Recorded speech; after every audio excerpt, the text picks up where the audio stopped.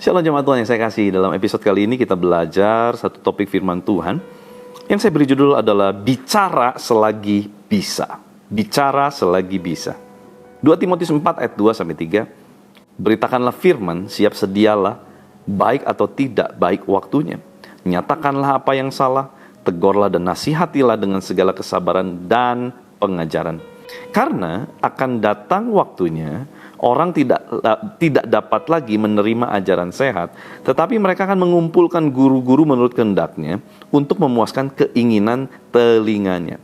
Saudara, ayat yang ketiga ini populer, kita sering dengar, sering dijadikan bahan khotbah, tapi seringkali cuma diambil ayat yang ketiga, padahal ada ayat yang kedua. Kenapa ada ayat ketiga? Karena ada ayat kedua. Karena ada orang-orang yang tidak memberitakan firman, tidak siap sedia, baik atau tidak baik waktunya, tidak mau menyatakan apa yang salah, tidak mau menegur, dan tidak mau menasihati dengan segala kesabaran dan pengajaran. Sehingga muncullah, ada datang waktunya itu, sehingga betul-betul tidak lagi orang dapat menerima ajaran yang sehat. Tetapi seandainya ayat 2 dikerjakan, maka harusnya akan lebih banyak jiwa yang diselamatkan.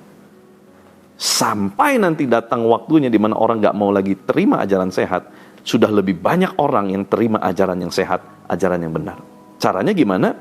Menegur, menasehati, bukan cuma menasehati, tapi dengan segala kesabaran dan pengajaran.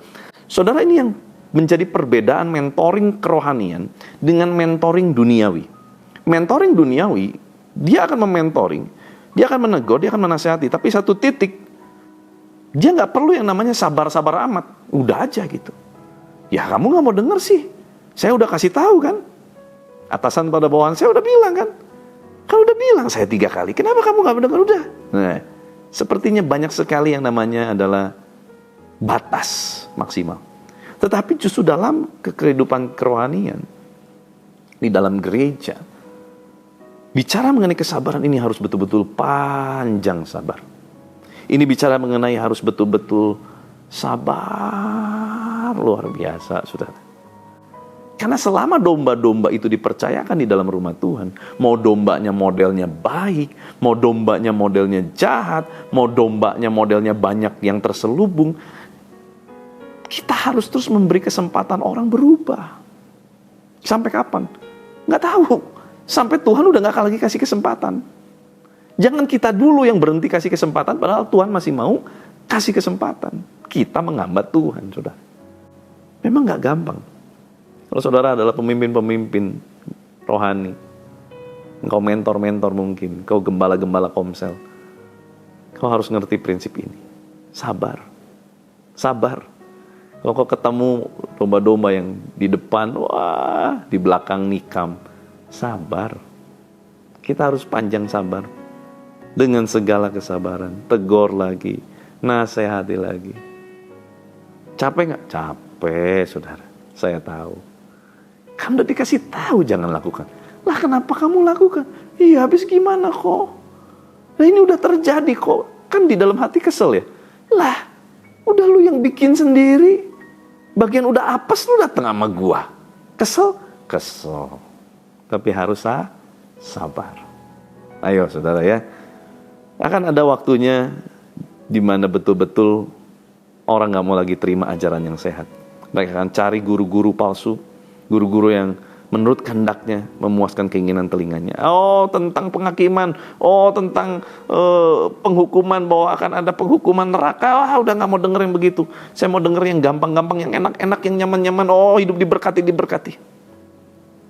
Hati-hati saudara ya, itu akan ada. Hari-hari itu akan ada, saudara ya. Hari-hari terakhir orang akan mencari apa yang menurutnya enak untuk didengar. Bukan lagi kebenaran yang sejati. Bukan lagi Injil, tapi apa yang nyaman. Pesan berkat terus, tapi gak ada pesan pertobatan. Nyaman kan? Berkat terus. Salah juga, diberkati. Oh nyaman saudara. Bahaya itu saudara kalau gak ada pertobatan. Hati-hati. Tenang, pokoknya kamu dosanya selalu diampuni. Tapi gak pernah dibilangin bahwa ada konsekuensi dari dosa. Oh gak apa-apa, Tuhan ampuni. Iya Tuhan ampuni, tapi ada konsekuensi dosa. Jangan salah. Harus balance. Tugas kita adalah untuk mencegah orang-orang keras hati. Dan jangan sampai mereka hanya mau mendengar yang baik-baik saja. Kenapa? Orang-orang yang begitu hatinya udah keras. Karena kita terlambat menjadi orang yang sabar memberitakan Injil yang benar. Mumpung saudara, masih ada waktu. Entah berapa lama kita nggak tahu. Tapi biarlah selama masih ada waktu itu, beritakanlah Injil yang benar. Beritakanlah yang benar. Jalan kebenaran Tuhan dengan lugas, tegas, jelas. Jangan ada yang disembunyikan sebagian. Jangan hanya yang enak supaya kita diundang lagi, supaya kita populer, supaya kita dipakai di mana-mana karena nyaman. Saya kira hati-hati itu. Kita bertanggung jawab semua penuh sama Tuhan. Menyatakan kesalahan, menegur, menasehati. Kita nggak pernah dapat Mr. Nice Guy. Gelar itu nggak pernah ada bagi orang-orang seperti itu. Tapi itulah yang kita harus lakukan. Kebenaran akan selamanya menjadi kebenaran. Nyatakanlah apa yang harus dinyatakan sesuai dengan firman Tuhan. Yuk berdoa. Tuhan, terima kasih buat firman-Mu, menegur kami, mengingatkan kami, mengajarkan setiap kami. Bahwa kami harus hidup di dalam dasar nilai kebenaran selagi bisa, selagi masih ada waktu, sebelum semuanya terlambat. Tuhan, jadikan setiap kami juga penginjil-penginjil-Mu yang efektif dimanapun kami ada, dalam sekolah, dalam perusahaan tempat kami bekerja, dalam wirausaha yang kami kerjakan, dalam bidang-bidang pekerjaan kami, dalam kehidupan rumah tangga, suami dan istri. Tuhan, tolong kami, orang tua dan anak Tuhan, tolong betul-betul supaya kami jadi para penginjil yang efektif melalui apa yang kami kerjakan, apa yang kami katakan, semuanya memuliakan nama Tuhan. Kami menjadi representatif Kristus di dalam dunia ini, sehingga orang boleh melihat ada Kristus di dalam kami, sehingga mereka tertarik untuk mengenal siapa Kristus, dan mereka boleh terima Yesus Kristus sebagai Tuhan dan Juru Selamat. Terima kasih Tuhan, berkati umat-Mu apapun yang mereka kerjakan sepanjang hari ini. Jadikan mereka berhasil. Biar kuasa kehidupan dan kuasa kebangkitan Kristus Yesus Tuhan mengalir memerintah atas kami di dalam nama Tuhan Yesus Kristus. Haleluya. Sama-sama kita katakan amin. Tuhan Yesus memberkati.